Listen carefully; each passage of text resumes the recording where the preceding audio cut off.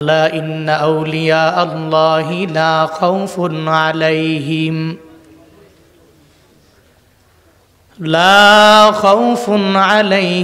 ولا هم يحزنون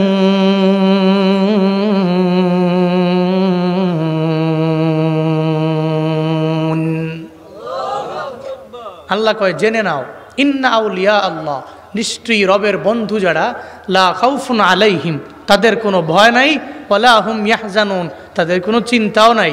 ঘোষণাকার আরো জোরে বলেন না, ঘোষণাকার। এজন্য বন্ধু বানাবো কারে? প্রশংসাও করবো কার? সর্বহালাত। নাকি গরিব থেকে ধনীতে কনভার্ট হয়ে গেলে আল্লাহকে ভুলে যেতে হয়?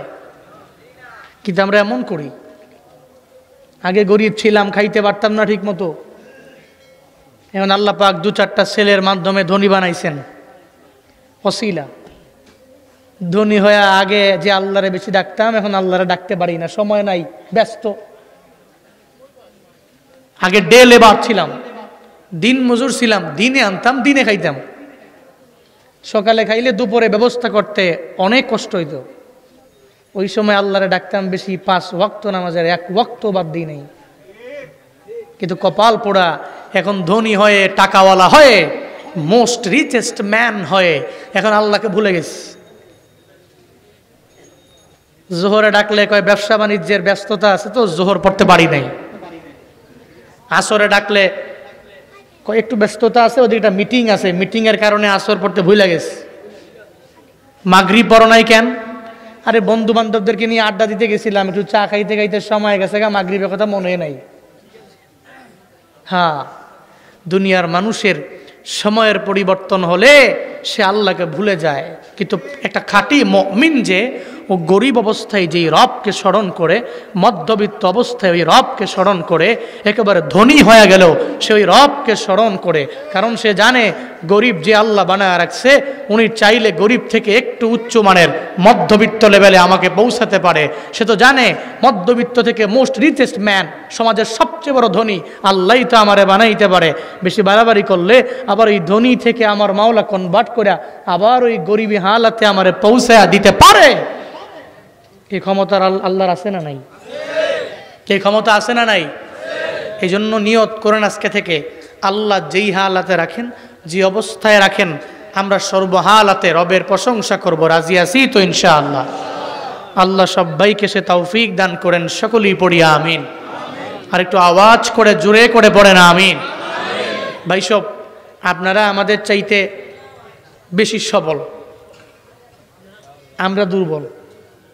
কেন? আমরা প্রতিদিন কথা বলি, 2-3 জায়গায় কথা বলি, এই জায়গা থেকে ওই জায়গায় যাই।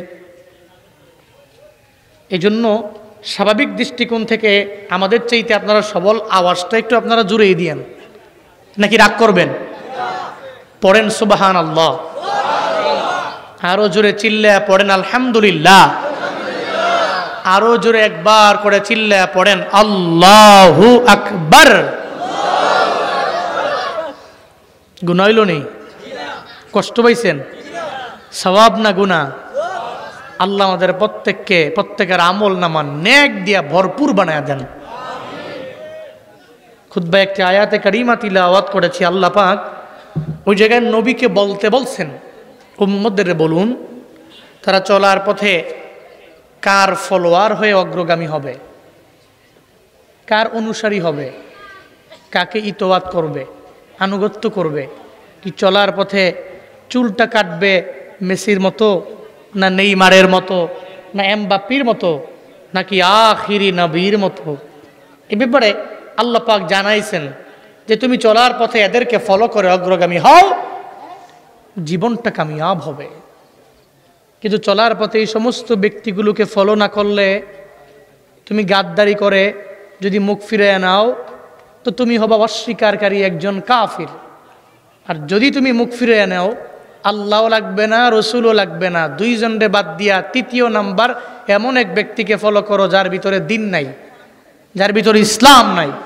যে ব্যক্তি আল্লাহকেও ফলো করে না, রসুলকেও ফলো করে না, কোরআন সুন্নত দ্বারা জিন্দেগি গঠন করে না, তুমি আল্লাহ এবং রসুল এবং উলুল আমার বাদ দিয়ে এমন কিছু ব্যক্তিকে ফলো করলা, মুখ ফিরে আনিলা, আল্লাহ পাক বলছেন মুখ ফিরে নিলে তো তুমি অস্বীকারী একজন কাফের। আর আল্লাহ তো জীবনেও কোনোদিন কোনো কাফেরকে ভালোবাসে। কুল আতিউল্লাহ ওয়ার রাসূল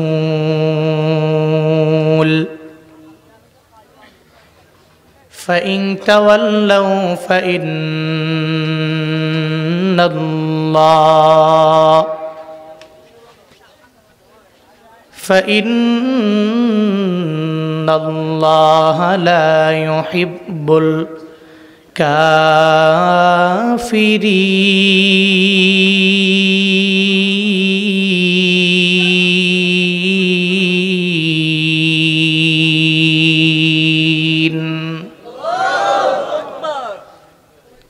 আল্লাহ বলেন, ও পয়গম্বর আপনি উম্মতদের বলুন চলার পথে এরা কারে ফলো করে কারে ইতোয়াত করে অগ্রগামী হয়ে যাবে, কার ফলোয়ার হয়ে এরা দুনিয়ার মধ্যে চলবে, কার ফলোয়ার হয়ে আগায়া যাবে। আল্লাহ বলেন, এক নম্বরে আমি রবের ইতোয়াত, এক নম্বরে আমি রবের আনুগত্য করে এরা আগায়া যাবে। দুই নম্বরে রবের পরে নবী আপনার ইতোয়াত করে এরা আগায়া যাবে। আপনি জানিয়ে দেন এক নম্বরে আল্লাহর ইতোয়াত করে নাও। আল্লাহ জানায়া দিলেন ওই রবের ইতোয়াত করার জন্য, আনুগত্য করার জন্য আল্লাহকে দেখা যায় না, ছোঁয়া যায় না, ধরা যায় না, এমন কোন ব্যক্তি এখানে নাই লাভ দিয়া দাঁড়ায় বলতে পারবে জীবনে কোনোদিন আমি আল্লাহরে দেখলাম, স্বপ্ন যুগে আল্লাহ দেখা দিয়া দিল। আল্লাহরে দেখা যায় না, ছোঁয়া যায় না, ধরা যায় না, ওই রবের দেখতে পারলাম না। তো যারে দেখলাম না দুই নয়নে চলার পথে তারে কেমনে ফলো করে আগায়া যাও। আল্লাহ যে জানাইলেন ও পয়গম্বর এক নম্বরে বলে দেন, এক নম্বরে ইতোয়াত হবে আমি আল্লাহর। তো আল্লাহরে দেখা যায় না, কেমনে না দেখা রবের ইতোয়াত হবে, আনুগত্য হয়ে যাব। ও কুলাউড়ার মুসলমান, কোন পীরের মুরিদ যদি কোনো বান্দা হয়ে যায় তখন পীর জানায় দেয় চলার পথে আমারে ফলো করে আগাবা। কেমনে ফলো করবা? আমি সকালবেলার কোনো আমল দিয়া দিলে মাগরিব সকালবেলা ফজরের নামাজের পরে আমলগুলো করবা।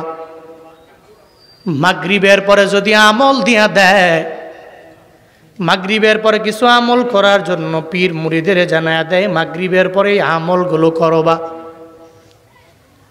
এমনকি পীরের মুরিদ হইয়া দেখবেন পীর যেই জুব্বা লাগায় ওই জুব্বা লাগায়, পীর যেই টুপি পরে ওই টুপি পরে, পীর যদি লুঙ্গি লাগায় বান্দা লুঙ্গি লাগায়, পীর যদি পায়জামা পরে আর পরে উনিও পায়জামা পরে।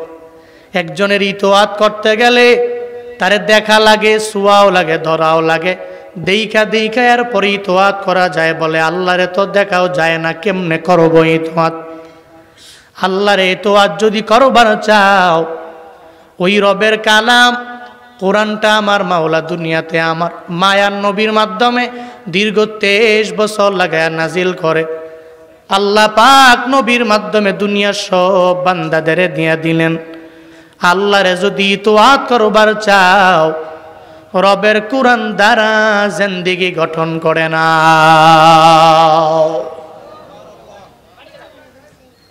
রবের কোরআন দ্বারা জিন্দেগিটাকে গঠন করে নাও। কোরআন দ্বারা কেমনে গঠন করব? বলে ফজরের নামাজ পড়ার জন্য উঠলাম, ঘুম থেকে জাগলাম, নামাজে গেলাম, টানা আসা পর্যন্ত আবার ঘুমাইতে যাওয়ার আগ পর্যন্ত কেমনে আমার জিন্দেগিটারে আমি চালাইব, সব আমার রবের কোরআনের মধ্যে আছে না নাই? আসেনি? এখন তো কোরআন পড়লামও না, ধরলামও না। মাঝে মাঝে ওয়াজ মাহফিলে গেলাম, বক্তা সাহেব বয়ান করার জন্য আসলো, ওনার জবান থেকে একটু বয়ান শোনার জন্য গেলাম। আবার বাড়িতে গিয়া যেই সেই ফজরও পড়লাম না, জোহরও পড়লাম না, আসরও পড়লাম না, মাগরিবও নাই, এশাও নাই। অথচ আল্লাহ কোরআনে বারবার বান্দারে জানায়া দেয়, ও বান্দা আমার তুমি নামাজটাকে কায়েম করে নাও। আল্লাহ পাক বারবার তোমারে জানায়া দিল, তুমি মানলা না। এমন অনেক ঘর আছে কোরআন তো নিজেও ধরে না, ছেলেও পড়ে না, মেয়েও পড়ে না, নিজেও পারে না, ছেলেটাকেও মাদ্রাসায় পড়ায় নাই, মেয়েটারেও পড়ায় নাই। অথবা চেষ্টা করলো ওই ছেলেটাকে মাদ্রাসার মধ্যে পড়াইবার জন্য, কিন্তু সে পড়ে নাই। মেয়েটারেও চেষ্টা করলো, কিন্তু মেয়েটাও মাদ্রাসায় পড়িয়া কোরআন তিলাওয়াত করতে জানে না। কপাল পোড়া মুসলমানদের এমনও অনেকের ঘরের মধ্যে এমনও আছে রে, টানা 30 দিন 2 মাস 3 মাস 4 মাস পর্যন্ত যায়, ওই ঘরের মধ্যে একটুও কোরআন তিলাওয়াত শোনা যায় না। এমন ঘর আমগো সমাজে আছে না? না আছে না নাই? টানা 1 বছর পরে একবার রমজান আসলে ধরে, আর নিজে না পারে 10 জন হুজুরের দাওয়াত দাও, হুজুরে এসে কোরআন খতম করে যাইব, গা তো হক আদায় হয়ে যাব। হুজুরের দাওয়াত দিয়া হুজুর পড়ছে, হুজুরের সওয়াব, হুজুরের আইনা হাদিয়া দিলেন, হুজুরে আসলো, 10 জনে আইসা কোরআন তিলাওয়াত করে চইলা গেল। মনে করছে 1 বছর পরে রমজানে একবার যদি এই কোরআন খতম করাইতে পারি তো হক আদায় হয়ে যাবে। নয়, কোরআন তো এই জন্য তোমাকে দেওয়া হয়নি, কোরআন তো এই জন্য দেওয়া হয়নি। আল্লাহ পাক বলেন, আমি রবেরে ফলো করে নাও, যদি কোরআনটারে ফলো করো আমি রবেরে ফলো করা হবে। কারণ এটা দুনিয়ার কোনো মনীষীর কালাম না, কোনো নবীর বক্তব্য না, কোনো ব্যক্তির বক্তব্য না। এই কোরআন একজনের কালাম, চিল্লায়া বলো তার না।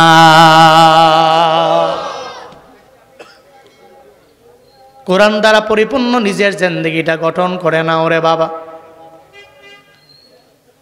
নিজে পারো না, ছেলেটারে একটা মাদ্রাসার মধ্যে দাও, এর হাফেজ বানায়া দাও, কামিয়াব হয়ে যেতে পারবে।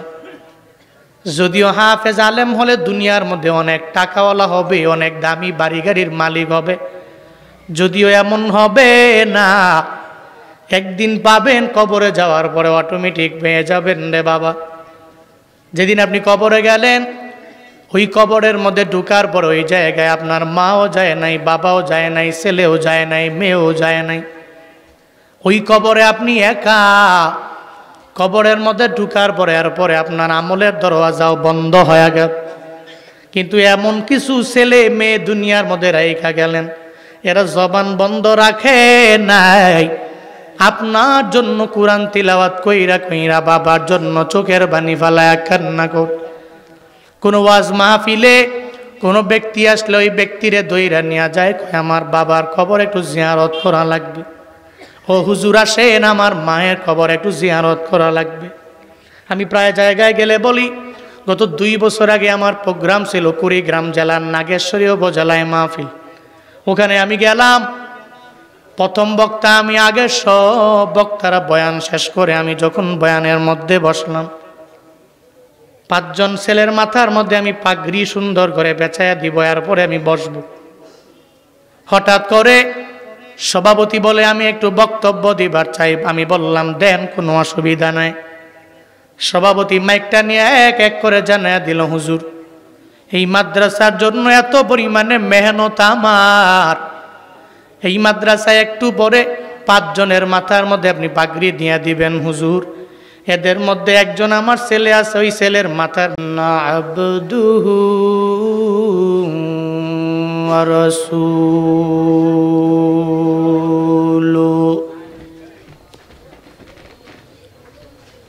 সাল্লাল্লাহু তাআলা আলাইহি ওয়া আলা আলিহি ওয়া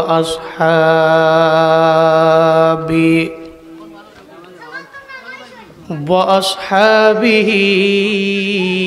ওয়া বারাকা ওয়া সাল্লাম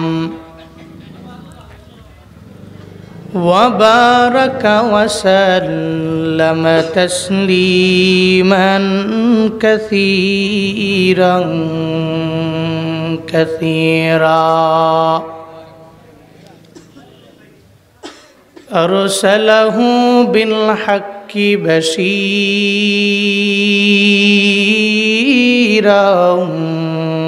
ونذيرا وداعيا إلى الله بإذنه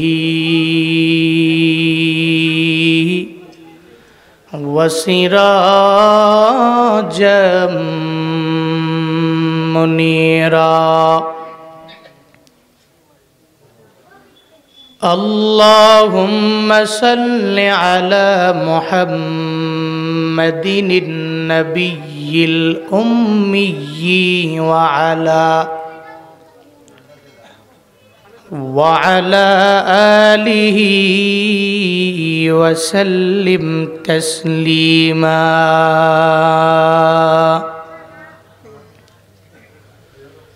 وبعد فأعوذ بالله من الشيطان الرجيم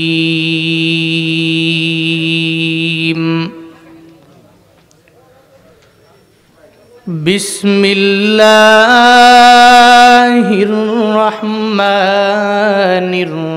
الرحيم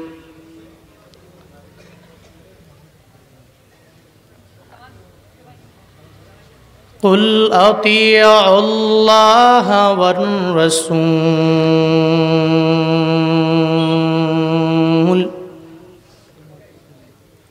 فإن تولوا فإن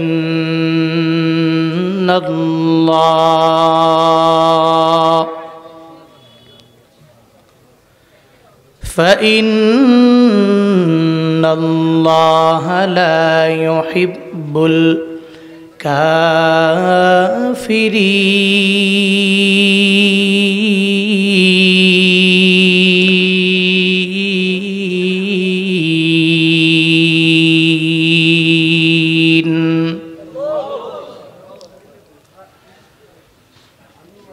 صدق الله مولانا العظيم وصدق رسوله النبي الكريم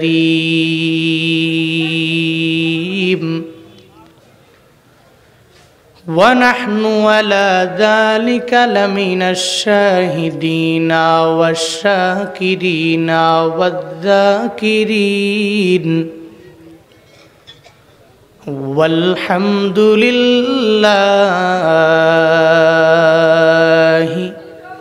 رب العالمين.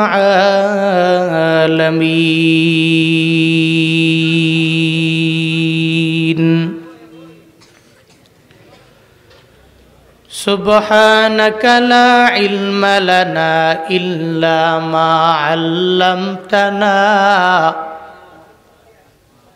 إنك أنت العليم الحكيم.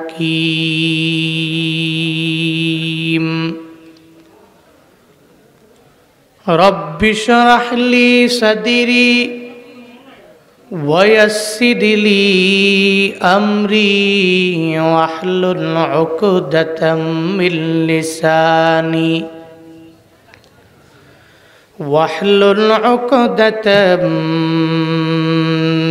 لساني يفقه قولي.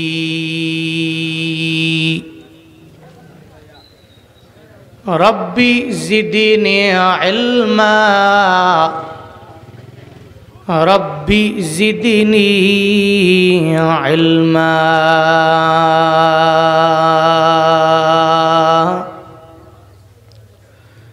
ربي زدني علما ربي يسر ولا تعسر وتمم علينا بالخير.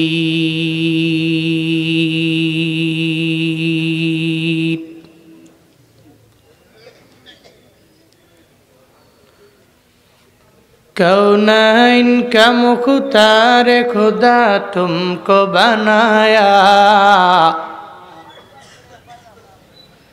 कौनैन का मुख्तार खुदा तुमको बनाया, उम्मत की निगाहबान खुदा तुमको बनाया,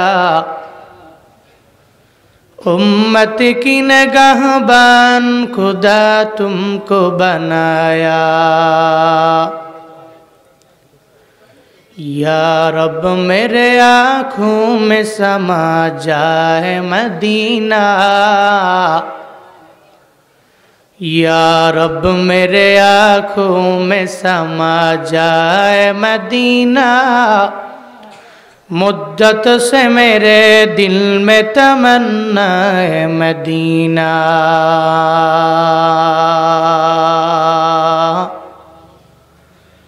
मुद्दत से मेरे दिल में तमन्ना है मदीना। ला इलाहा इल्लल्लाह, ला इलाहा इल्लल्लाह, ला इलाहा इल्लल्लाह, ला इलाहा इल्लल्लाह, ला इलाहा।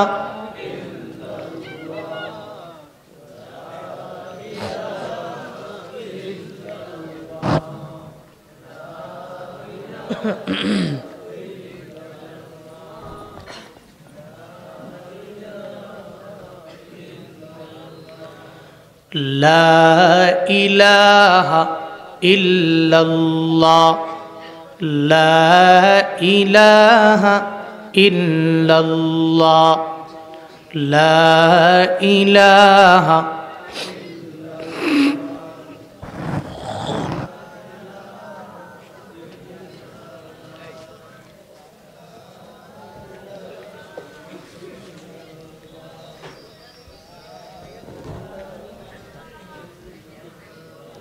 हज़रत फ़ातिमा रज़ी अल्लाहु अन्हा महिला टाइटल माद्रासा नलडोरी কর্মধা কুলাউড়া মৌলভীবাজারের উদ্যোগে আয়োজিত ১৯তম বার্ষিক ইসলামী মহাসম্মেলনের আজ ২৪শে নভেম্বর ২০২৪ মুতাবাররাক এই মজলিসের সম্মানিত সভাপতি রহমতাবাদ ইসলামিয়া মাদ্রাসার সম্মানিত মুহতামিম হযরত মাওলানা আব্দুল মুক্তাদির ঢেউপাশি সাহিব দামাত বরকাতুহুম, আজকের এই মাহফিলের আরও একজন সভাপতি অত্র মাদ্রাসার সম্মানিত মুহতামিম হযরত মাওলানা মুফতি শফিকুল ইসলাম সাহিব দামাত বরকাতুহুম, আজকের এই মাহফিলে কোরআন এবং হাদিস থেকে দিক নির্দেশনামূলক বাণী আপনাদেরকে অনেকেই শুনিয়েছেন, সামনেও দুইজন ওয়াইজ মেবি কথা শোনাবেন ইনশাআল্লাহ। আপনারাও কিছু দিনই আলোচনা বাস্তব জীবনে আমল করার লক্ষ্যে শোনার জন্য বসে আছেন। শুরুতেই আমাকে একটু উচ্চ কণ্ঠে উচ্চ আওয়াজে জবাব দিবেন, এই সুন্দর মুজমা সুন্দর মজলিস পেয়ে আপনারা খুশি না বেজার? এতগুলা মানুষ, খুশির আওয়াজটা আর একটু জোরে হইলে ভাল লাগতো। খুশি না বেজার? একটু একটু খুশি না বেশি খুশি?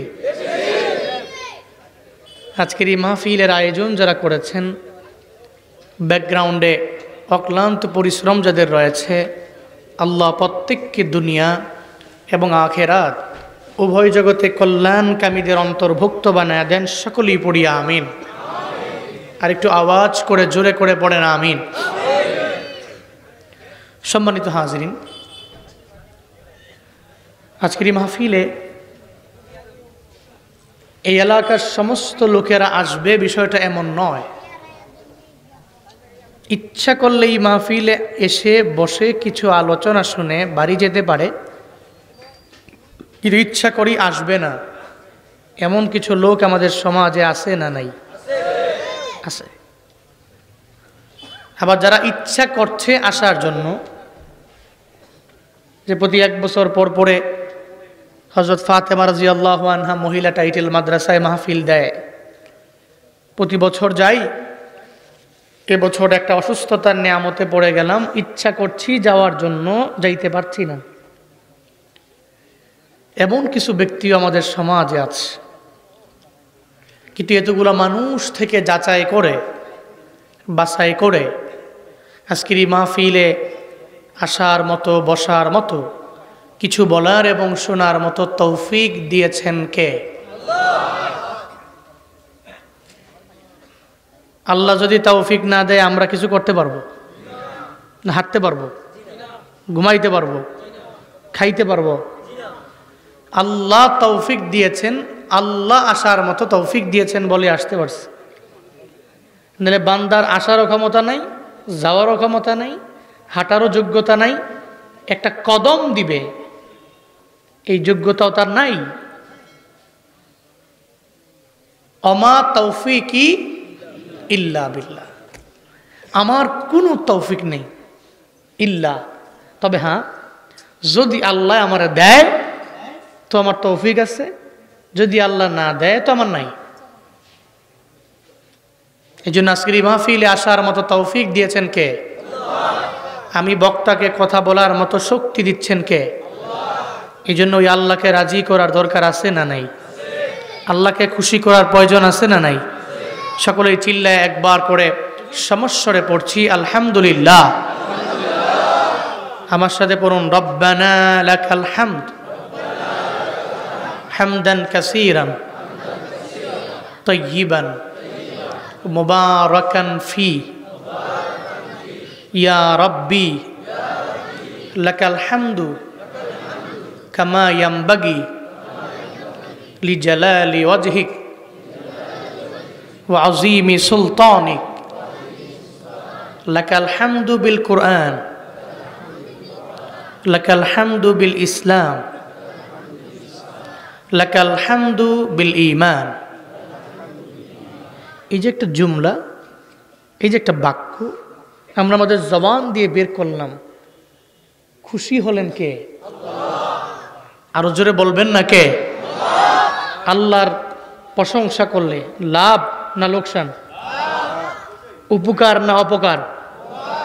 আল্লাহর প্রশংসা করলে যে লাভ, এতে বিন্দুমাত্র পরিমাণ কোনো সন্দেহ আছে? কিন্তু নেতার প্রশংসা তো করি আমরা। দুনিয়ার মানুষের প্রশংসা করলে, তার বন্ধু হয়ে চললে, নেতার পেছনে ব্যাকগ্রাউন্ডে গিয়ে দাঁড়িয়ে নেতার গুণগান গাইলে, নেতার পিঠে যখন বাড়ি আসে তো নেতা কয় চাচা আপন প্রাণ আগে বাঁচা। নিজের সরকারি তেল দেওয়ার টাইম নাই, আবার আর একজনের। তো নেতায় যখন নিজের বাঁচাইতে যায়, নেতার টাকা আছে, নেতার ব্যক্তিগত হেলিকপ্টার আছে, ব্যক্তিগত জেট বিমান আছে, নেতা চাইলেই এক জায়গা থেকে আরেক জায়গায় মুভ করে চলে যেতে পারে, তখন আর সালমান সাহেবের কথা মনে রাখবে না, তখন আর আনিস সাহেবের কথা মনে রাখবে না। বাস্তবতা এটাই। পাশে যে ছিল মুরব্বী লোকটা দাড়ি মারি পাইকা গেছে গা এই দল করতে করতে, সালমান এফ রহমান, তার কথাও তো মনে নাই। যদি মনে থাকতো তাহলে যাওয়ার সময় কয় ধরেন একটু আসেন না, আপনারা পর্যন্ত নিয়ে যায়। মুরব্বী মানুষ, মুরব্বী শেষ মুহূর্তে অবস্থাটা কি হইল মুরব্বীর? অন্তত পক্ষে এই মুরব্বী যদি জীবনের শেষ মুহূর্তে এতটুকু বুঝতে না পারে যে কার জন্য এই দুনিয়া, বন্ধু বানাইলাম কারে, সাপোর্ট দিলাম কারে, কার এত গুণগান গাইলাম পুরো জীবন, বন্ধু বানাইলাম আনিস সাবরে, হেরে বললাম যে দাড়ি মারি আমি কামাই, তোমারে ধরে নিতে গেলে তুমি ধরা খাইও, আমারে ধরায়ও না। ধরতে গেছে আনিস সাবরে, ধরার পরে কয় দেখেন না এটা সালমান এফ রহমান, তো কয় কি এত টুকরি নিয়ে বসে আছে মাছ বিক্রেতা। দুনিয়ার স্বাভাবিক নিয়ম হলো বন্ধুরা ভুলে যায়, কিন্তু কোনো বান্দা যদি রবকে বন্ধু বানায়, রবের প্রশংসায় পঞ্চমুখ হয়, চলার পথে ওই রবের আনুগত্য করে অগ্রগামী হয়, তাহলে ফায়দা কি? আল্লাহকে যদি কেউ বন্ধু বানায়, দুনিয়াতে বিপদে পড়লে, মুসিবতে পড়লে আল্লাহ স্বয়ং বান্দার সাহায্যকারী হয়ে যায়। আর আল্লাহ যার বন্ধু হয় তার তো কোনো চিন্তা নাই, তার তো কোনো ভয় নাই। আছে কোনো ভয়? আছে কোনো চিন্তা? চিন্তা নাই, কোনো ভয়ও নাই।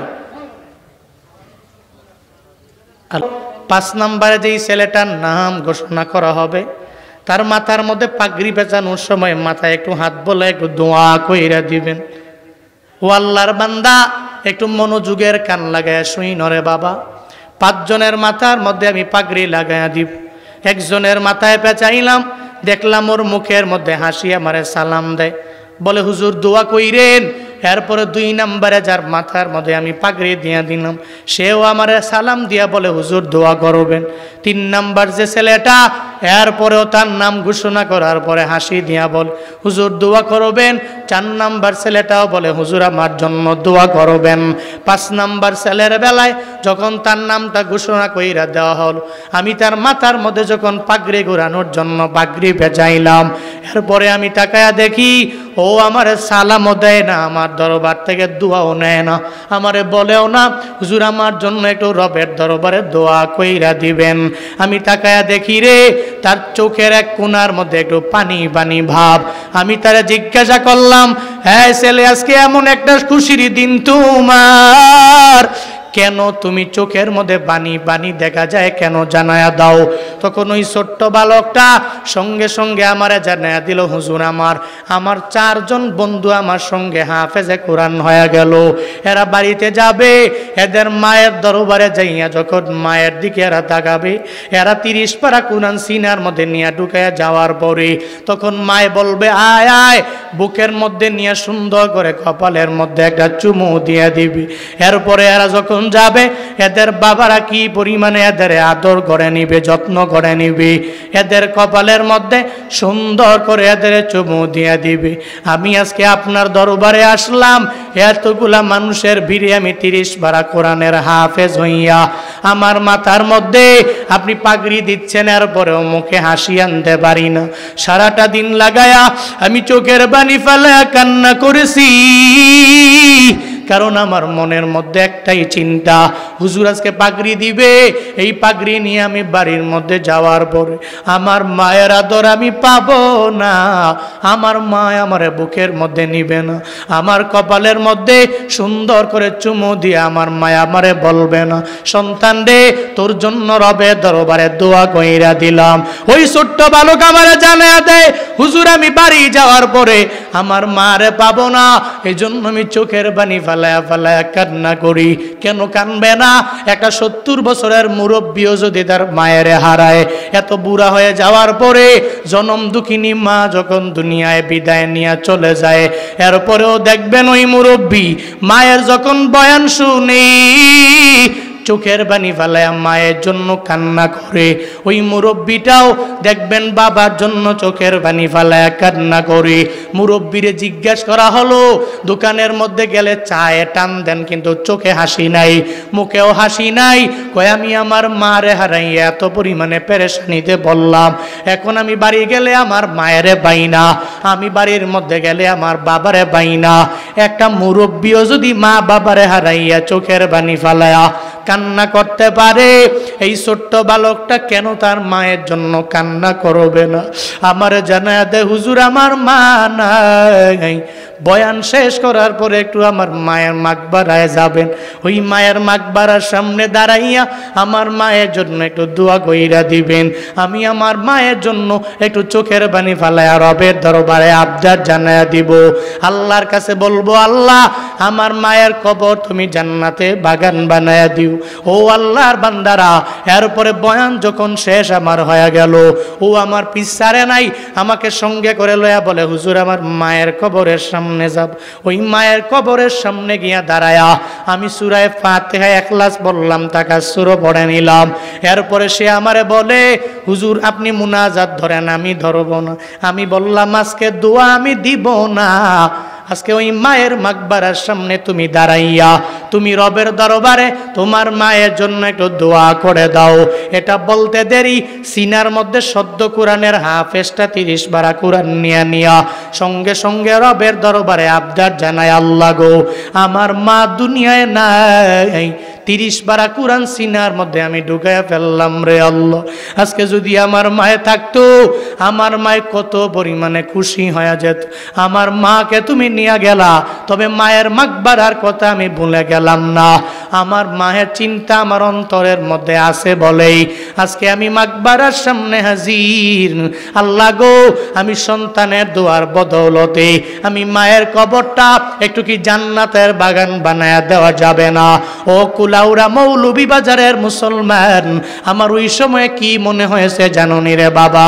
একটা হাফেজে কোরআন যে এখনো গুনাহকে এটাও জানে না, সগীরা গুনাহও বোঝে না, কাবিরা গুনাহও যে করতে জানে না, ওই ছোট্ট বাচ্চাটা 30 পারা কোরআন সিনায় ঢুকায় যখন আমার আল্লাহর দরবারে আবদার জানাইলো, ও দয়ার মালিক আমার মায়ের কবর জান্নাতের বাগান বানায়া দাও, আল্লাহর দরবারে আবদার জানাইলো, আমার মনে হয়েছে মায়ের কবর যদি জাহান্নামের গর্ত হয়, এরপর ওই ছোট্ট বাচ্চার কান্না আমার মাওলা ফিরে দিবে না, ওর মায়ের কবর জান্নাতের বাগান আমার মাওলা বানায়া দিবে, আল্লাহ বানায়া দিবে। আমার কাছে মনে হয়েছে ওই সময় একটা হাফেজে কোরআন যার সিনায় 30 পারা কোরআন, মায়ের কথা ভুলে নাই, গেল মায়ের মাকবারার সামনে গিয়ে দাঁড়ায়া রবের দরবারে আবদার জানায়, আল্লাহ 30 পারা কোরআন মুখস্থ কইরাম, আজকে আমি হাফেজ হইলাম। মায়ে থাকলে কত আনন্দ পাইতো, কত খুশি হইতো, আমারে বুকে টাইনা কপালের মধ্যে চুমু দিত, আমি মায়ের আদর নিয়ে ঘুমাইতে যেতে পারতাম।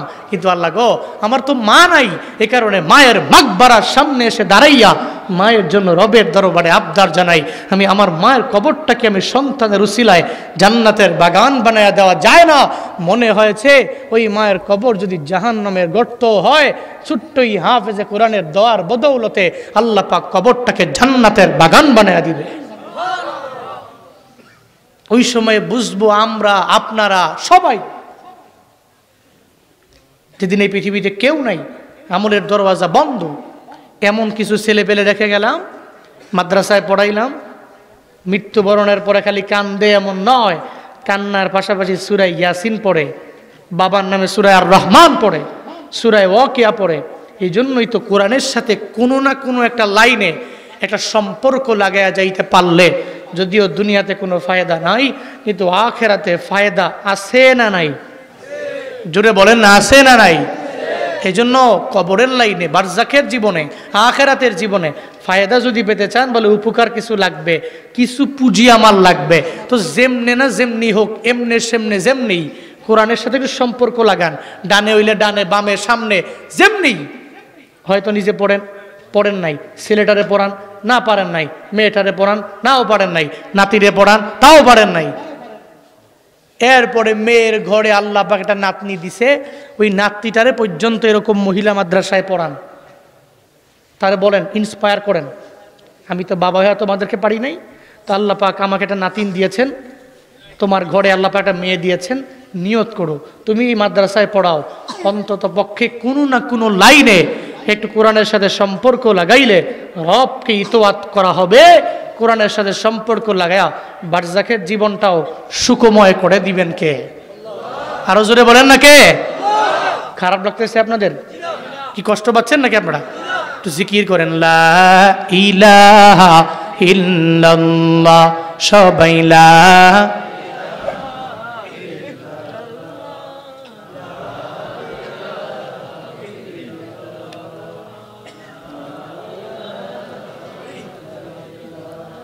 লা ইলাহা ইল্লাল্লাহ, লা ইলাহা ইল্লাল্লাহ, লা ইলাহা ইল্লাল্লাহ, লা ইলাহা ইল্লাল্লাহ, লা ইলাহা ইল্লাল্লাহ, লা ইলাহা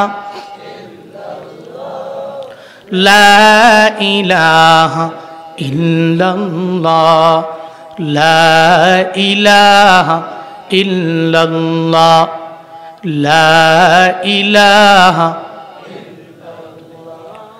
লা ইলাহা। তাহলে 1 নম্বরে ইতোয়াত কার? জোরে বলেন না কার? 2 নম্বরে আল্লাহর পরে কার? রাসূলের। রাসূলের এই দুইটা জিনিস খালি আঁকড়ে ধরেন, কোরআন সুন্নাত। যদি ধরতে পারেন, জীবনে কোনোদিন পথভ্রষ্ট হয়ে, লাইনচ্যুত হয়ে, লাইন ছাড়া হয়ে যাবেন না। ঘোষণা নবীর। নবী বলছেন, আরাফাতের ময়দানে দাঁড়ায়া বিদায় হজের ভাষণে নবী বলছিলেন, তারাকতু ফিকুম আমরাইন লান তাদিল্লু মা তামাসসাকতুম বিহিমা কিতাবাল্লাহ ওয়া সুন্নাতা রাসূলি। নবীজি বলছেন, আমি তোমাদের মাঝে রেখে গেলাম দুইটা বিষয়, লান তাদিল্লু মা তামাসসাকতুম বিহিমা, ততক্ষণ পর্যন্ত পথভ্রষ্ট হবা না যতক্ষণ পর্যন্ত এই দুইটা জিনিস আঁকড়ে ধরতে পারবা। সুবহানাল্লাহ পড়বেন না? কয়টা জিনিস? কয়টা? এক নম্বরে কিতাবুল্লাহ, আল্লাহর কিতাব কোরআন। দুই নম্বরে সুন্নাতু রাসূলি, রাসূলের সুন্নাত। তাহলে এক নম্বরে কিতাব কোরআন, দুই নাম্বার নবীর সুন্নত। এখন আসেন, কিতাবটা ফলো কইরা নবীর সুন্নতের আমলগুলো কেমনে? কোনো ব্যক্তি যদি নবীরে ফলো করে আগায়, সে তো ওই পৃথিবীর সবচেয়ে আদর্শবান মানুষ হতে পারবে। কারণ এই পৃথিবীতে অনেকগুলো আদর্শ আছে, কত মানুষের আদর্শ, কিন্তু নবীর আদর্শের চাইতে ভালো মানের আদর্শ এই পৃথিবীর কার আছে? আছে নাকি? বলেন, আছে নাকি? পৃথিবীর কারও নাই। এই জন্য আল্লাহ জানায় দিলেন, এক নম্বরে আমি রবেরে ফলো করে নাও, দুই নম্বরে আমার মায়ার নবীরে চলার পথে বান্দা তুমি ফলো করে নাও। আল্লাহ পাক জানায় দিলেন, লাকাদ কানা লাকুম ফি রাসূলিল্লাহি উসওয়াতুন হাসানা। এই মানুষ, আমার মদিনাওয়ালা নবীর ভিতরে তোমাদের জন্য রয়েছে উত্তম আদর্শ। এই আদর্শ যদি গ্রহণ করে নাও, আসমানের নিচে জমিনের উপরে তোমার চাইতে সম্মানী আর দামি কেউ হবে না। নবীর আদর্শের মালা গলায় লাগাও। আল্লাহ পাক জানায় দিলেন, এক নম্বরে আমি রব, দুই নম্বরে হলো আমার নবী। নবীর আদর্শের মালা গলার মধ্যে কেমনে লাগাবো? রাস্তা দিয়ে নবী হাঁটে, ডানে হাঁটে, জিকিরে ফিকিরে হাঁটে, কাউরে গালিও দেয় না, মন্দ কথাও বলে না। আমরাও চলার পথে নবীরে যদি কেউ ফলো করে আগায় যায়, ডানে হাঁটবে, মন্দ বলবে না, গালিও দিবে না। এমন কোন সেকুলার দুনিয়াতে জন্ম নেয় নাই যে বলতে পারবে মায়ার নবী জীবনে কোনো দিন কাউরে জোরে একটা গালি দিয়ে দিল, কেউ বলতে পারবে না। আবু জাহালের নবী গালি দিল, উতবারে নবী গালি দিল, সাহেবারে গালি দিল, ওয়ালিদ ইবনে মুগিরারে নবী গালি দিয়ে দিল, কেউ বলতে পারবে না রে বাপ। কারণ নবীর জিন্দেগিতে গালি নাই, যেই কারণে আদর্শ দিয়া মানুষগুলার এত পরিমাণে ইসলামের মধ্যে আনলেন। আবু বকরের দরবারে গেলেন, হ্যাঁ আবু বকর একটু কালেমা পড়ে মুসলমান হয়ে গেলে দামি হয়ে যাব। একবারও জিজ্ঞেস করে নাই কেন আমি কালেমা পড়ব। আবু বকর নবীর সামনে আইসা সঙ্গে সঙ্গে কালেমা পড়ে মুসলমান হয়ে যায়। হযরতে ওমরে ফারুকে আজম, 2 নাম্বার খলিফা, দুনিয়াতে যে জান্নাতের সার্টিফিকেট পাওয়া গেলেন, ওই ওমর রাদিয়াল্লাহু আনহুর দিকে দেখেন না। আবু জাহাল বলল, হ্যাঁ কে আসো? ওই মুহাম্মদের গর্দানটাকে আলাদা করে আমার দরবারে নিয়ে আসবা। যদি নিয়ে আসতে পারো তাহলে তোমাদেরকে 100 উটনি দেওয়া হবে। ওমর দরবারে নিয়ে দাঁড়ায় যায়, কই মুহাম্মদের গর্দানটা আমি তোমার দরবারে আইনা দিতে পারবো। হযরতে ওমরে ফারুক, তখন তো ফারুক হয় নাই, আজম হয় নাই, দৌড়ে তরবারি নিয়ে মুহাম্মদ নবীর গর্দান আনার জন্য রওনা। পথিমধ্যে যাওয়ার পর ফাতেমার কোরআন তিলাওয়াত শুই না নিজের মনটা জুড়ে গেল। কো ফাতেমা, যেই কোরআন তিলাওয়াত করলা, কোরআন তিলাওয়াতের মায়ায় পড়ে গেলাম। কোথায় গেলে পরিপূর্ণ শোনা যাবে? কয় আমার দরবারে পরিপূর্ণ শুনতে পারবা না, নবীর দরবারে যাও। নবীর দরবারে গেলে কোরআন তিলাওয়াত শুই না নিজের মনটারে জুড়ে ফেলতে পারবা। ওমর নবীর গর্দান আনার জন্য যখন তরবারি নিয়ে রওনা হয়ে যায়, গর্দান আনবে, নবীর তিলাওয়াত শুনবে, নিজ মাঝখানে এসে কেমন জানি হয়ে গেল। বন্দারে ওমর যখন দৌড়া যায় তরবারি নিয়া, কয়ে মুহাম্মদের গর্দানটা আনবো, আবু জাহাল আমারে 100 উট নিয়ে উপহার দিয়া দিবে। যখন যায় শোনে ওই ঘরের মধ্যে নবী আছে, নবীর সামনে মাত্র 11 জন সাহাবা বসা। নবী গোপনে গোপনে দাওয়াত দেয়, প্রকাশ্যে মায়া নবীর দাওয়াত দেয় না, গোপনে দাওয়াত দেয়। মাত্র 11 জন সাহাবা নবীর সামনে বসা। যখন শুনতে পারল ওমর তরবারি নিয়ে দৌড়ে আসে নবীর গর্দান নেওয়ার জন্য, 11 জন সাহাবা আমার নবীরে জানায়া দেয়, ও পয়গম্বর, ওমর দৌড়ে আসতেছে তরবারি নিয়ে আপনার গর্দানটাকে আলাদা করে দেওয়ার জন্য। মায়ার নবী জানায়া দেয়, সাহাবারা, না না, গত রাতের বেলা তাহাজ্জুদের দোয়া আমার মাওলা ফিরাইয়া দিবে না। আমি আল্লাহর কাছে দোয়া করেছি, আল্লাহ যাতে করে এই মক্কার ভিতরে 2 জনের একজনের কালেমার জন্য, ইসলামের জন্য কবুল করে নেয়। 1 নম্বরে ওমর, 2 নম্বরে হলো আবু জাহাল। ওই 2 জনের একজনকে যাতে আল্লাহ পাক দিনের জন্য কবুল করে নেয়। আমি রবের দরবারে আবদার জানাইলাম, আমার মাওলা জীবনেও কোনো দিন আমার দোয়া ফিরাইয়া দিবে না। ও সাহাবায়ে কেরামেরা, দরওয়াজা ওপেন করে দাও, ওমরের আমার দরবারে আসতে দাও। যখন দরওয়াজা ওপেন করে দেওয়া হলো, ওমর দূরে যায়, আমার নবীর সামনে গেল। যেই ওমর নবীর গর্দান আনার জন্য রওনা হয়ে আসছিল, ওই ওমর নবীর সামনে গিয়া হাঁটু গেড়ে বসে যায় তরবারি নিচে দিয়া, কয়, পয়গম্বর, আপনার তিলাওয়াত এত পরিমাণে সুন্দর, আপনাকে মারার জন্য আমি যখন তরবারি নিয়ে আসলাম, আমার বোন ফাতেমার কণ্ঠের তিলাওয়াত শুই না মায়ায় পড়ে গেলাম। ও নবী, দেরি করা যাবে না, আমারে পড়ায়া দেন লা ইলাহা ইল্লাল্লাহু মুহাম্মাদুর রাসূলুল্লাহ।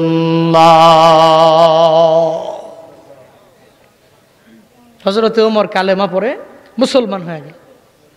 কেমনে? নবীর আখলাক, নবীর আচরণ, নবীর মায়া, নবীর আদর্শ। ওমরে ফারুকে আজম মায়া নবীর আদর্শ দেখে কালেমা পড়ে মুসলমান হয়ে গেল। আরাফাতের ময়দানে দাঁড়াইয়া যেদিন নবী বিদায় হজের ভাষণ দিয়া দিল, ওদিন মায়ার নবীর সামনে মাত্র 1000 সাহাবায়ে কেরাম ছিল, 2000 ছিল, 3000 ছিল, এমন না। ওদিন নবীর সামনে সাহাবায়ে কেরাম ছিল বান্দা 1.5 লাখ। কেমনে হলো?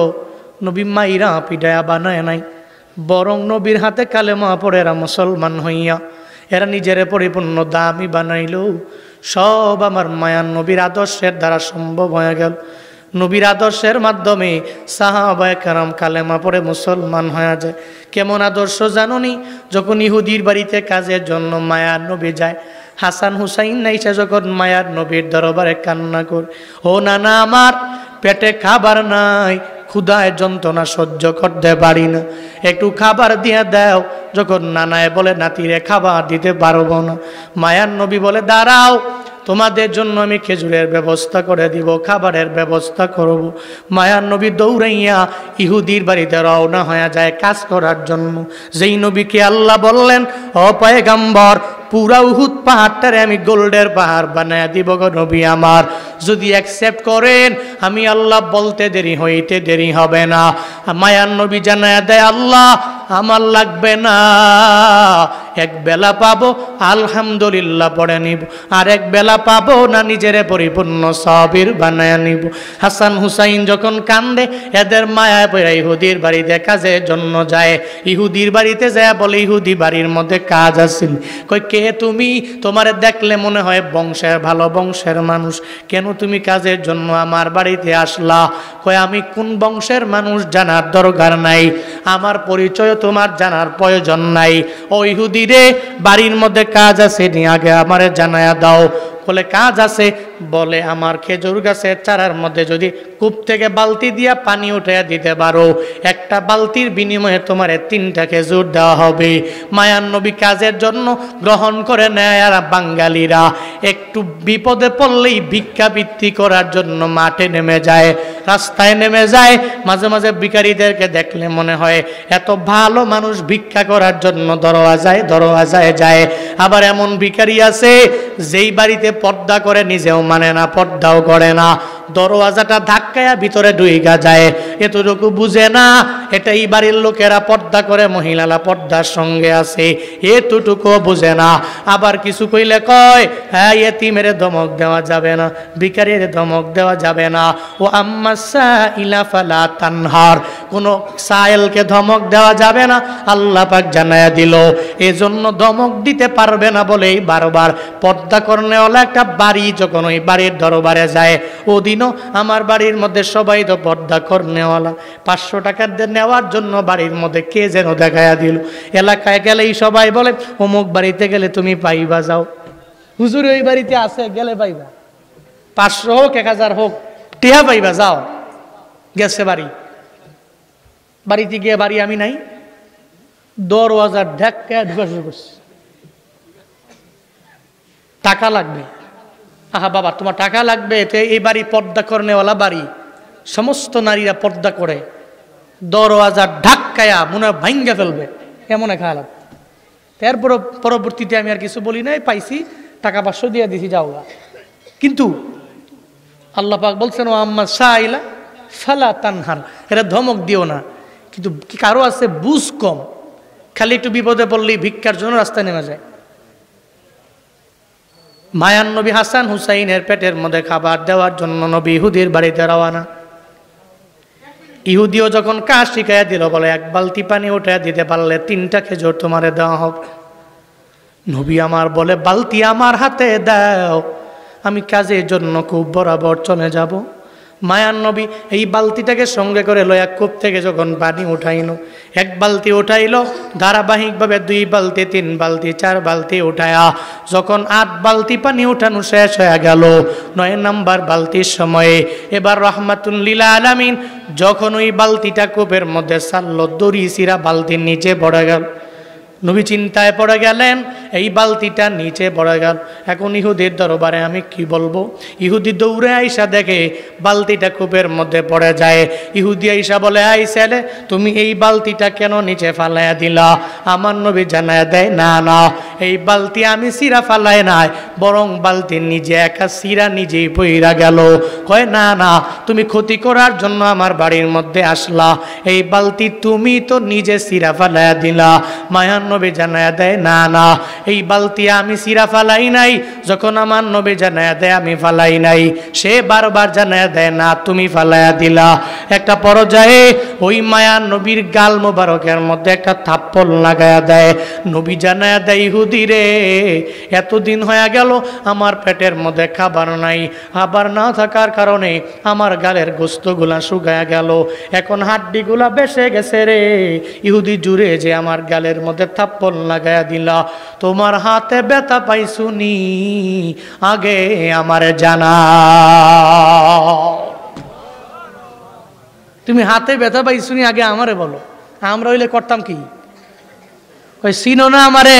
আমার বন্ধু আছে 8 জন 10 জন, প্রত্যেকের একটা বাইক আছে, চিনোস না? ওই পাড়ায় গেছিল খেলার জন্য, কে জানি একটা টুক্কা দিছে, চিনোস নাই? টিট ফর ট্যাট, সিমটা দিছ আমগো পাড়ায় যাইও খামটা দিমনে, তো এনে গেছে।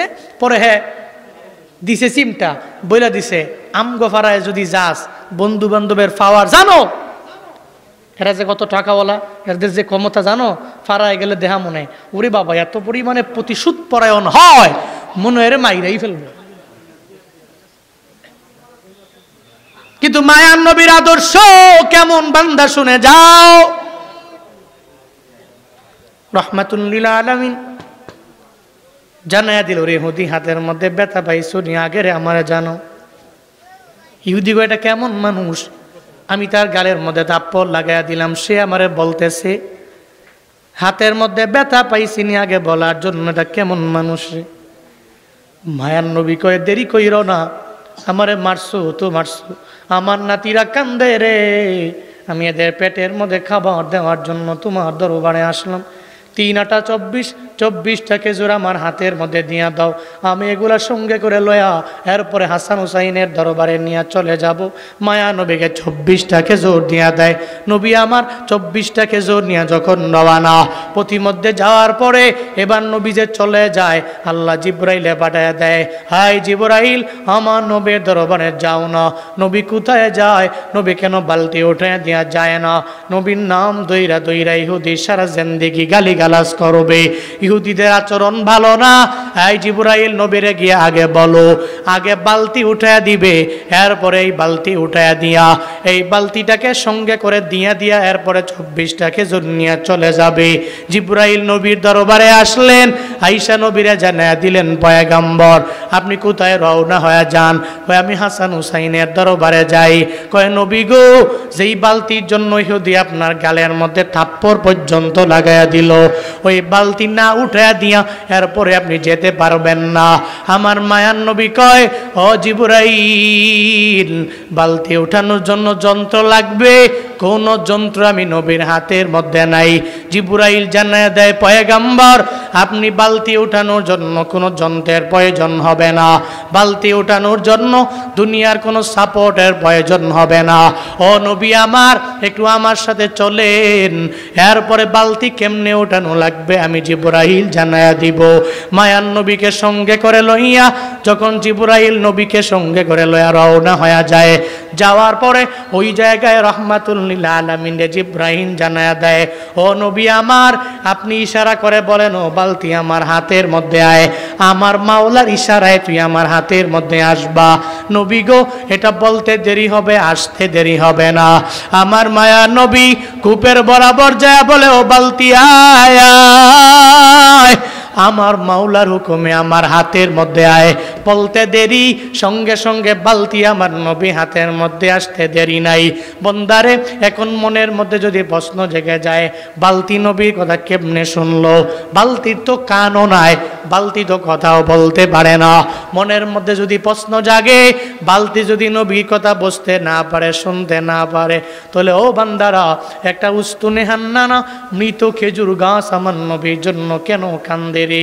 নবীর বিরহের বেদনায় চোখের পানি ফালায়া একটা উস্তুনে হান্নানা কেন কেন কান্না করে? যে উস্তুনে হান্নানার পুরা দেহের মধ্যে মদিনাওয়ালা নবী ঢেলান দিয়া ওই জায়গায় দাঁড়ায় আমার মায়ার নবী বয়ান করে। হঠাৎ করে মসজিদে নববীর মিম্বার যখন হয়ে যায়, মিম্বারের মধ্যে দাঁড়াইয়া আমার মায়ার নবী যখন খুতবা দিবে, এমন একটা হালাতে কে যেন চোখের পানি ফালায়া ফালায়া কান্না কর। মায়ার নবী জানায়া দেয়, সাহাবায়ে কেরাম, কে চোখের পানি ফালায়া আমার সামনে কান্না করু? সাহাবায়ে কেরাম বলে, নবী না, আমরা কেউ আপনারা দেখা চোখের পানি ফালায়া কান্দি না। আমাদের যত মনের বেদনা আপনারে দেখলে অটোমেটিক সব দূর হয়ে যায়। নবী গো, আপনারে দেখলে আমরা চোখের পানি ফালায়া কান্না করতে পারি না। এরপরে মায়ার নবী জানায়া দেয়, এই সাহাবায়ে কেরাম, তাইলে কেউ যেহেতু চোখের পানি ফালায়া কান্না করুন, আমার বুঝতে বাকি নাই কে চোখের পানি ফালায়া কান্না করে। নবী মিম্বার থেকে নেমে উস্তুনে হান্নানার দরবারে যায়, দেখে একটা মৃত খেজুর গাছ আমার নবীর বিরহের বেদনায় চোখের পানি ফালাইয়া ফালাইয়া কান্না করে। সুবহানাল্লাহ পকেটে থুন, বাড়ি যায় কোয়েন, আরো জোরে পড়েন না সুবহানাল্লাহ, আরো জোরে পড়েন আলহামদুলিল্লাহ, আরো জোরে চিল্লায়া পড়েন আল্লাহু আকবার। মৃত খেজুর গাছ, জীবিত? জীবিত কোন মানুষ? কি খেজুর গাছ? খেজুর গাছ নবীর বিরহের বেদনায় কান্দে। নবী যায় জিজ্ঞেস করে, আই তুই কান্দো কে বিরহের বেদনায়? উস্তুনে হান্নানা আমার মায়া নবীরে জানায়া দেয়, পয়গম্বর মক্কা থেকে যেদিন মদিনায় আসলেন, আপনার পিঠ মুবারক আমার দেহের মধ্যে লাগলো গো নবী আমার। আপনার দেহ মুবারক, আপনার পিঠ মুবারক আমার দেহের মধ্যে লাগার কারণে আমার জীবনও বড় ধন্য হয়ে গেল। ও পয়গম্বর আমার, আপনার পিঠ মুবারক এতদিন আমার গায়ের মধ্যে লাগতো, মসজিদে নববীর মিম্বার এখন তৈরি হয়ে গেল, আপনি ওই জায়গায় দাঁড়ায় খুতবা দিবেন, আর আমার দেহের মধ্যে আপনার পিঠ মুবারক লাগবে না। এই জন্য ওই বিরহের বেদনে আমি চোখের পানি ফালায় রবের দরবারে কান্দি। নবী জানায়া দেয়, তাহলে কানতেছো যেহেতু, আমি তোমার জন্য রবের দরবারে আবদার জানাই। 1 নম্বরে আবদার, যদি দোয়া করে আল্লাহ এই মৃত খেজুর গাছটারে তুমি জীবিত বানায়া দাও, নবীর দোয়া করতে দেরি, আল্লাহ কবুল করতে দেরি করবে? দেরি করবে? 1 নাম্বার দোয়া। উস্তুনে হান্নানা কয়, নবী এই দোয়া লাগবে না আমার। কি দোয়া লাগবে? নবী নিজেই দোয়া করতেছেন। 2 নাম্বার, তোমার জন্য দোয়া করব, তোমার হায়াত আল্লাহ পাক কিয়ামত পর্যন্ত বাড়ায়া দিবে। পৃথিবীর সমস্ত খেজুর গাছ যদি মারা যায়, তুমি মরবা না, তোমার হায়াত কিয়ামত পর্যন্ত আল্লাহ বাড়ায়া দিবে। উস্তুনে হান্নানা এরপরে কয়, নবী আমার এই দোয়াও লাগবে না। কি দোয়া লাগবে? নবী 3 নম্বরে দোয়া করলেন, আমি আল্লাহর কাছে তোমার বরকতের জন্য এত পরিমাণে দোয়া করি, আল্লাহ পাক যাতে করে তোমার পুরো দেহতে 12 মাস একটানা খেজুর দেয়। পৃথিবীর কোনো খেজুর গাছে যখন খেজুর থাকবে না, তোমার দেহের মধ্যে আল্লাহ খেজুর দিয়া ভরপুর করে দিবে। এর উপরে উস্তুনে হান্নানা জানায়া দেয়, নবী আমার এই দোয়াও লাগবে না। 4 নম্বরে নবী দোয়া করে দেয়, হ্যাঁ উস্তুনে হান্নানা, 4 নম্বরে আমি রবের দরবারে দোয়া করে দিলাম, আল্লাহ পাক যাতে করে তোমার দেহের মধ্যে এত পরিমাণে বরকত বাড়ায়া দেয়। আমি রবের দরবারে আবদার জানাই, আল্লাহ গো এই উস্তুনে হান্নানার পুরা দেহের মধ্যে এত পরিমাণে তুমি খেজুর দিয়া দিবা, পুরা দুনিয়ার মানুষের আইসা যদি তার থেকে খেজুর নেয়, এরপরেও যাতে করে কোনো কমতি না হয়, নিয়ে যাবে, এরপরে আবার বাড়বে, আবার নিয়ে যাবে, আবার বাড়বে, আবার নিয়ে যাবে, আবার গ্যাপ পূরণ হয়ে যাবে, আবার নিয়ে যাবে, আবার গ্যাপ পূরণ হয়ে যাবে। আল্লাহ গো যাতে করে তার খেজুরের মধ্যে এত পরিমাণে বরকত হয়ে যায়। এরপরে উস্তুনে হান্নানা বলে, নবী আমার এই দোয়াও বিন্দু মাত্র পরিমাণ প্রয়োজন নাই, আমার এই দোয়াও লাগবে না। 4টা দোয়া নবী করলেন। এরপরে 4টা দোয়ার ব্যাপারে জানায়া দিল, ও পয়গম্বর আমার একটা দোয়াও বিন্দু মাত্র পরিমাণ প্রয়োজন নাই, কারণ নবী গো এই দুনিয়াতে তো আপনি দুনিয়া থেকে বিদায় নিয়ে চলে যাবেন, আপনার যেদিন মরণ হয়ে যাবে ওদিনের পর থেকে আর জীবনেও কোনোদিন আমি আপনারে দেখতে পারবো না, দুনিয়া শেষ হয়ে যাবে। আর দুনিয়া ফানিয়া ওয়াল আখিরাতু বাকিয়া, দুনিয়া ধ্বংস হবে, আখিরাত এমন একটা জায়গা, ওই জায়গা বাকি থাকবে, বাকি থাকবে, বাকি থাকবে। ও পয়গম্বর আমার এই দুনিয়ার মোহের প্রয়োজন নাই, যে আখিরাত বাকি থাকবে ওটা আমার বড্ড প্রয়োজন গো পয়গম্বর। দুনিয়া আমার লাগবে না, দুনিয়াতে আমার বেঁচে থাকাও লাগবে না, আমার দেহের মধ্যে এত খেজুরের প্রয়োজন নাই, আমার খেজুরের মধ্যে এত বরকতেরও আমার কোনো প্রয়োজন নাই। আমি মৃত আছি, আমার জীবিত হওয়াও লাগবে না, কারণ দুনিয়া প্রয়োজন নাই, আমার আখিরাত লাগবে। একটা খেজুর গাছ হইয়াও বান্দা দুনিয়ার প্রায়োরিটি না দিয়ে আখিরাতের প্রায়োরিটি দেয়। অথচ কপাল পোড়া মুসলমানেরা ওয়াজ শোনার জন্য বিভিন্ন মাহফিলে যায়, ফজরেও যায় না, জোহরেও যায় না, আসরেও যায় না, মাগরিবেও যায় না, এশাও যায় না, নামাজও পড়ে না, রমজানের রোজাও রাখে না, নেক আমলের লাইনে অগ্রগামী হয় না, এমন বান্দাও সমাজে আছে না? না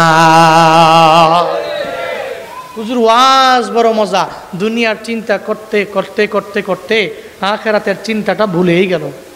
সারাদিন দোকানদারি করে, জোহরের সময়ে সুন্দর করে শাটার লাগায়া বাড়ি যায় খাওয়ার জন্য, মাগার আসরের সময়ে শাটার বন্ধ কইরা একটু নামাজের জন্য মসজিদে যেতে পারে না, এমন বাজারের দোকানদার আছে না নাই? আসেনি? বাজারের সমস্ত দোকানদার নামাজি, বাজারের সব দোকানদার নামাজ পড়ে? দেখবেন কেউ আছে আজান দিতে দেরি, ভাই নামাজে যাবো, দরওয়াজা বন্ধ করে দিয়া শাটার ফালায়া দৌড়ে মসজিদে যায়। আবার এমন কেউ আছে এরে কাশি দিয়া বাইন্দাও মসজিদে নেওয়া যায় না, ও শাটার বন্ধ করে না, ওর মনের মধ্যে চিন্তা আছে। কি চিন্তা? ওর মনে চিন্তা হইল দুনিয়া লাগবো, কিন্তু আখিরাতের বিন্দু মাত্র পরিমাণ চিন্তা নাই।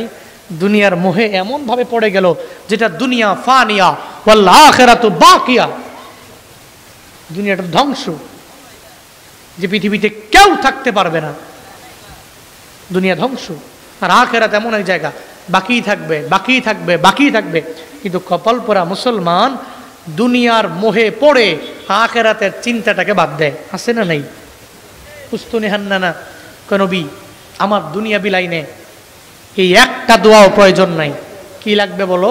কয় আখিরাতে যেই জান্নাতের মালিক আপনি হবেন, ওই জান্নাতের মধ্যে আমি থাকব, আপনার পাশাপাশি থাকব একই জান্নাতে। আমি জান্নাতে ঢুকলে ওখানে খালিদিনা ফিহা আবাদান আবাদা, যেখানে ঢুকলে ওখান থেকে বের হইবারও মন চায় না, আল্লাহ পাক দইরা বেরও করবে না।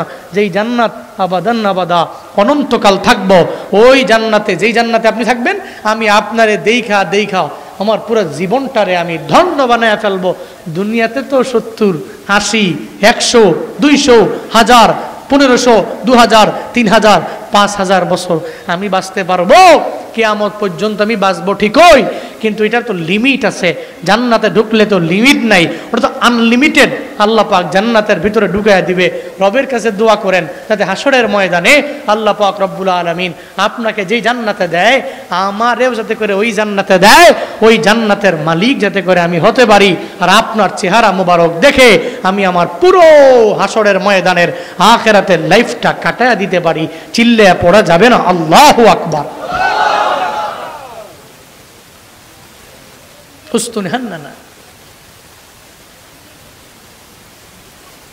চোখের পানি ফেলায়া বিরহের বেদনায় কাঁদতে পারলে তা বালতিকে নবী ডাকলেন, আয় বালতি আয়, আমার হাতে আয়। আসতে পারে না।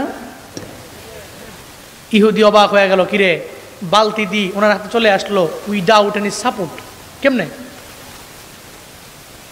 নবী আমার ডেকে বলে, ইহুদিরা তোমার বাড়ির মধ্যে থাকবো না, আমারে বিদায় দাও। আমার হাসান হুসাইনের দরবারে আমি চলে যাব। 24টা খেজুর লইয়া রহমাতুল্লিল আলামিন যখন বিদায় নিয়ে চলে যায়,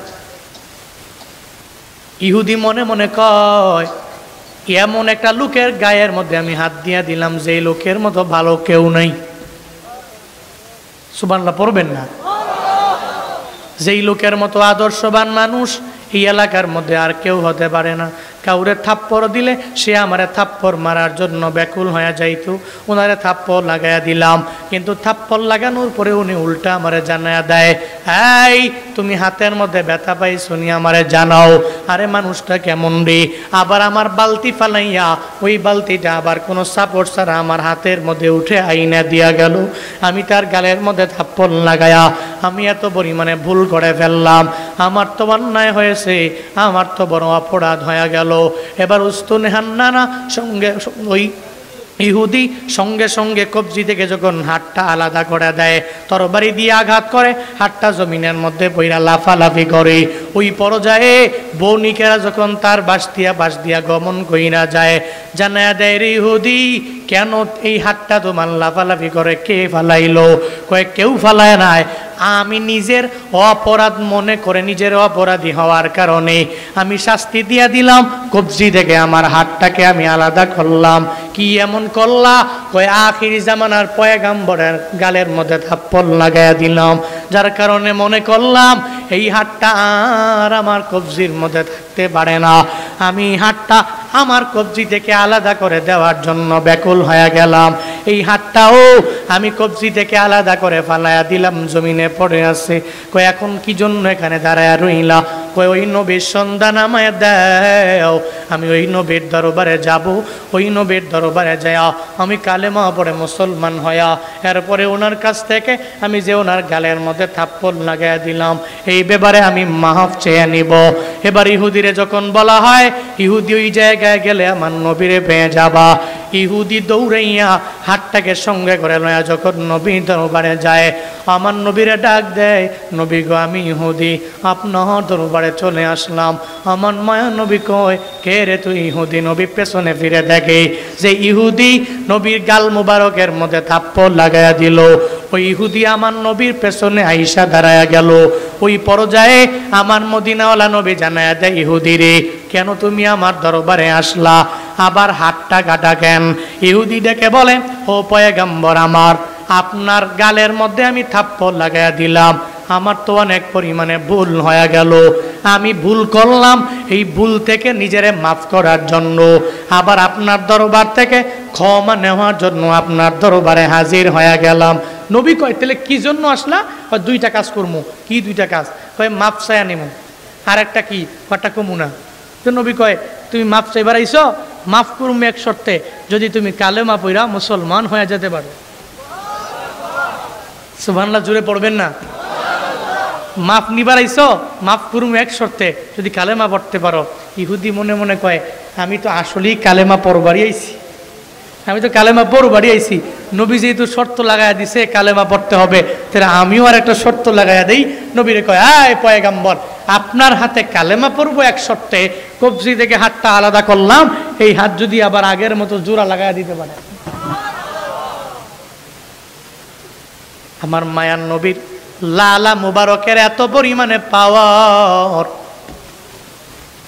নবী কয়, তুমি কালেমা পড়বা যদি হাতটা লাগাইয়া দিতে পারে। বলে কয়, হাতটা আমার হাতের মধ্যে দাও। কবজির মধ্যে নিয়া মায়ার নবী লালা মুবারক দিয়া লাগাইতে দেরি হয়, সঙ্গে সঙ্গে লালা মুবারক লাগার কারণে ওই ইহুদির হাতটা আগের চাইতেও শক্তিশালী হইতে দেরি না। ইহুদি কয়, হাতটা যেমন ছিল আগের চাইতে আরো অধিক অধিক অধিক শক্তিশালী হয়ে গেছে। নবী আপনার লালা মুবারকের বদৌলতে আমারে পড়ায়া দেন, লা ইলাহা ইল্লাল্লাহু মুহাম্মাদুর রাসূলুল্লাহ।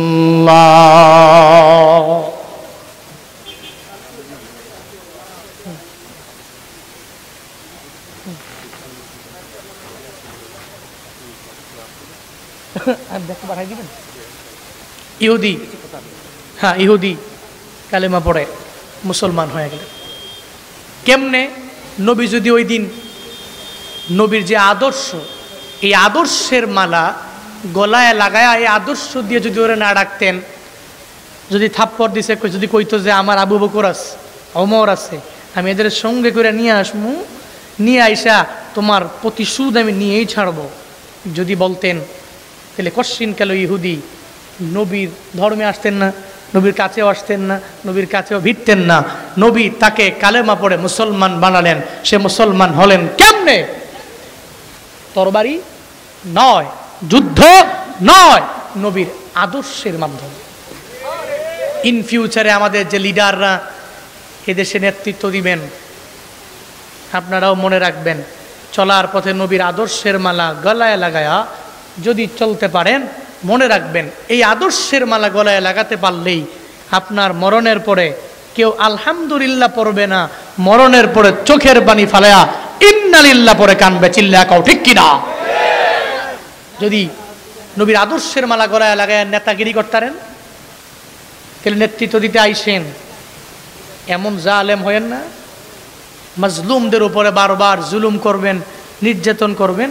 বিষয়টা এমনই হবে, আপনার মরণের পরে মানুষ একটাও ইন্নালিল্লাহ পড়বে না, খালি আলহামদুলিল্লাহ পড়বে। আল্লাহ আমাদের সবাইকে এমন নেতা দান করেন, যেই নেতা আদর্শবান নেতা হবে, মদিনাওয়ালা নবীর আদর্শের মালা গলায় লাগায়া যেই নেতা অগ্রগামী হবে, এমন লিডার, এমন নেতা আমাদেরকে দেখে মৃত্যুবরণ করার তৌফিক দান করেন। সকলেই পড়ি আমিন।